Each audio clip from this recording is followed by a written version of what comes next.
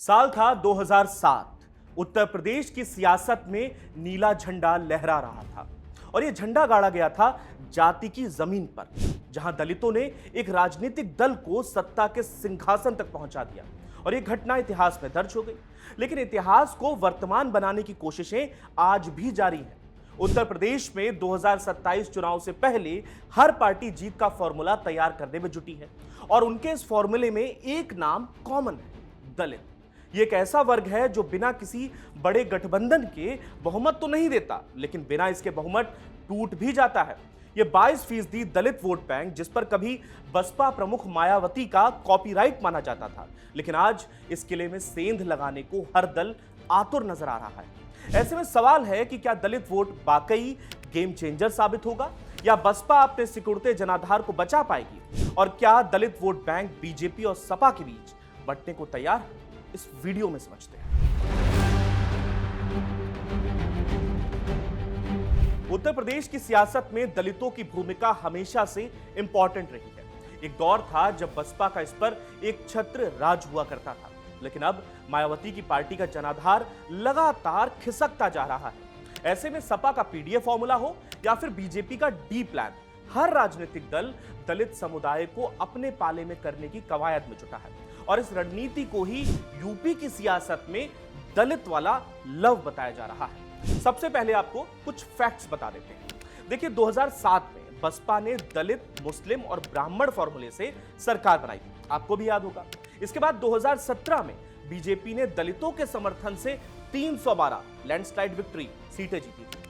2022 में बसपा के कमजोर होने से बीजेपी को फायदा हुआ, और अगर 2027 में दलित वोट बढ़ता है तो बीजेपी को फायदा होगा, और अगर ये एकजुट रहता है तो बसपा या सपा इसको इनकैश कर सकती है, मतलब चुनावी फायदा हो सकता है। अब हर पार्टी कैसे दलितों को अपने पाले में लाने की रणनीति बना रही है, प्लानिंग कर रही है, सबसे पहले इस पर बात कर लेते हैं। तो देखिए, उत्तर प्रदेश की सत्ता में काबिज बीजेपी 2024 लोकसभा चुनाव में दलित वोटों के छिटकने के बाद अलर्ट मोड पर है। मुख्यमंत्री योगी आदित्यनाथ खुद डॉक्टर भीमराव अंबेडकर की मूर्तियों पर छतरियां लगाने और दलित प्रेरणा स्थलों की मरम्मत पर कुल 107 करोड़ रुपए खर्च करने जैसे ऐलान कर रहे हैं। बीजेपी ने 15 दलित महापुरुषों का एक खास कैलेंडर भी तैयार किया है, जिसके तहत पूरे साल संत रविदास से लेकर मान्यवर कांशीराम तक की जयंती और पुण्यतिथि पर बड़े कार्यक्रम आयोजित किए जाएंगे। मकसद क्या है? मकसद साफ है, दलित समाज के बीच यह संदेश देना कि बीजेपी ही उनकी सांस्कृतिक और वैचारिक विरासत की असली संरक्षक है, केयरटेकर। ठीक है, उधर कांग्रेस की बात कर लेते हैं। कांग्रेस भी इस दौड़ में पीछे नहीं है। बसपा संस्थापक कांशीराम को याद करने के बाद अब पार्टी का पूरा ध्यान अपने दिग्गज दलित नेता और पूर्व उप प्रधानमंत्री बाबू जगजीवन राम पर केंद्रित है। हाल ही में जगजीवन राम की 118वीं जयंती पर लखनऊ में एक विशेष सेमिनार और सम्मान समारोह आयोजित किया गया, जिसमें उनकी बेटी, आपको याद होगा, पूर्व लोकसभा अध्यक्ष भी हैं, मीरा कुमार, चीफ गेस्ट के तौर पर पहुंची थी। दूसरी तरफ राहुल गांधी भी संविधान सम्मेलन के जरिए दलित आउटरीच अभियान चला रहे हैं। अब समाजवादी पार्टी क्या कर रही है? तो आपको बताएं कि 2024 के लोकसभा चुनावों में पीडीए फॉर्मूले से मिली सफलता के बाद से ही वो काफी ज्यादा एक्साइटेड है। अखिलेश यादव अब लोहिया के साथ अंबेडकर और कांशीराम के विचारों को साथ लेकर चलने की बात कह रहे हैं। सपा ने बसपा से आए नेताओं को आगे कर दलित समाज में पैठ बनाने की कोशिशें तेज कर दी है। कांशीराम और डॉक्टर अंबेडकर जयंती को मनाने की परंपरा भी शुरू की गई है। और इन सब के बीच बसपा सुप्रीमो मायावती अकेले चुनाव लड़ने का ऐलान कर चुकी है। उनका ध्यान अपने पारंपरिक जाटव वोटर को, जो जाटव वोट बैंक है, उसको बचाए रखने पर है। साथ ही वो गेस्ट हाउस कांड और दलित महापुरुषों के नाम पर बने जिलों की बात उठाकर सपा से लोगों को आगाह कर रही है। लेकिन बसपा के सामने संगठन की डलनेस और बदलते पॉलिटिकल स्ट्रक्चर एक बड़ी चुनौती पेश कर रहे हैं, मतलब चैलेंजेस हैं।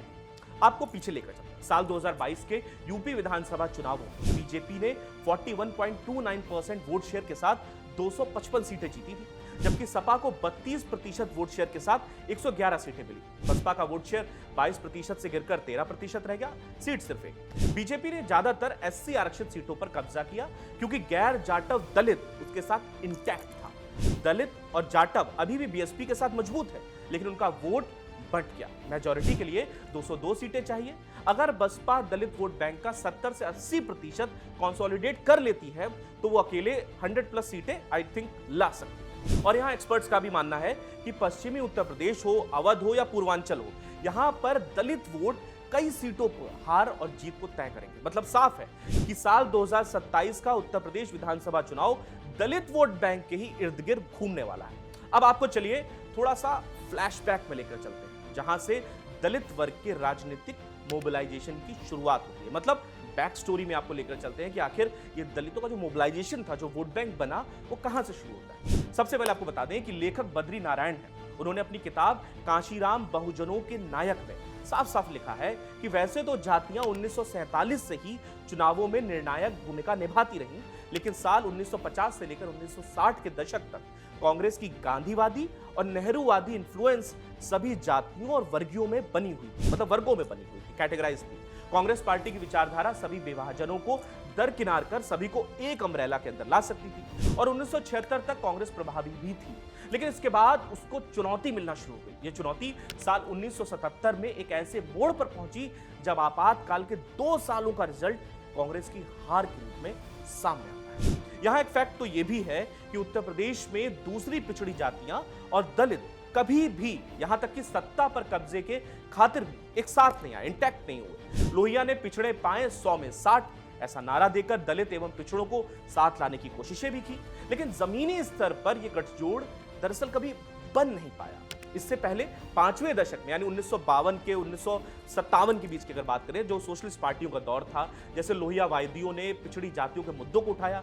कांशीराम ने साल 1995 में अपनी बहुजन रणनीति को पूर्ण रूप देने के लिए पिछड़ों एवं दलितों की मिलीजुली सरकार बनाने की कोशिश की, लेकिन यह गठजोड़ भी सिर्फ 6 महीने तक ही चल सका। अब बात करते हैं आगे, मतलब साल 1967 की, जब पहली बार आम चुनावों के बाद मतदाताओं में जातियों के आधार पर बिखराव देखा गया। फर्स्ट टाइम चौधरी चरण सिंह के नेतृत्व में पश्चिमी उत्तर प्रदेश के अंदर अमीर किसानों का एक वर्ग सामने आया। हालांकि दलितों का झुकाव अभी भी कांग्रेस की ही तरफ था और पिछड़ा वर्ग लोहिया से लेकर मान लीजिए मुलायम सिंह तक गैर कांग्रेसी राजनीति की ओर झुका हुआ था। ऐसे में अब आपके मन में जाहिर सी बात है कि एक सवाल आ रहा होगा कि इस पूरे राजनीतिक माहौल के बीच आखिर कांशीराम को एक दलित पार्टी बनाने के अपने एजेंडे में सफलता कैसे मिली? मतलब जब कांग्रेस का ही टाइम चल रहा है, पूरा दलित जो वोट बैंक है कांग्रेस की तरफ है, तो कांशीराम को सफलता कैसे मिलती है, सक्सेस कैसे मिलता है? तो इसके लिए बात करते हैं साल 1984,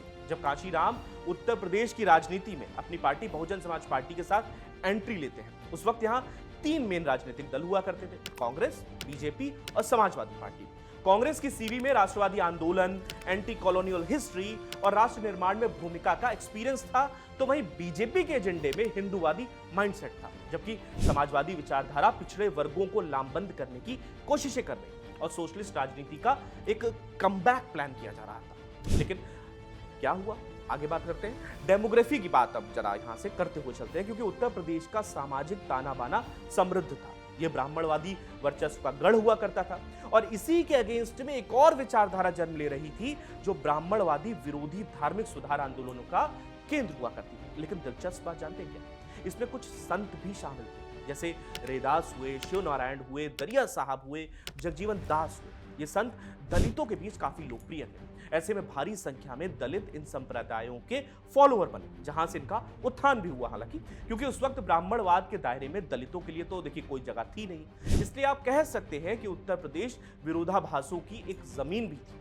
जहां एक तरफ ब्राह्मणवाद था तो दूसरी तरफ इसके विरोधी। और यही वो कारण थे जिसके चलते उत्तर प्रदेश की जमीन कांशीराम के लिए पॉलिटिकली फर्टाइल साबित हुई और इस पॉलिटिकल आइडियोलॉजी की अगली जनरेशन ने उत्तर प्रदेश में पूर्ण बहुमत के साथ जीत का झंडा भी लहराया, जैसा कि हमने आपको बताया था। तो ये पॉलिटिकल यात्रा थी उत्तर प्रदेश में दलित वोटर्स के राजनीतिक रवैये की, जहां दलित वर्ग एकजुट होने पर चुनावों की पूरी विसात बदल देता है। और यही वो तथ्य है जिसके मध्य फिलहाल उत्तर प्रदेश की राजनीति घूम रही है। हमारा ये विश्लेषण आपको कैसा लगा और हमारी इस पॉलिटिकल सीरीज में आप अगली दफा क्या देखना चाहते हैं, कमेंट्स में जरूर बताइएगा। धन्यवाद।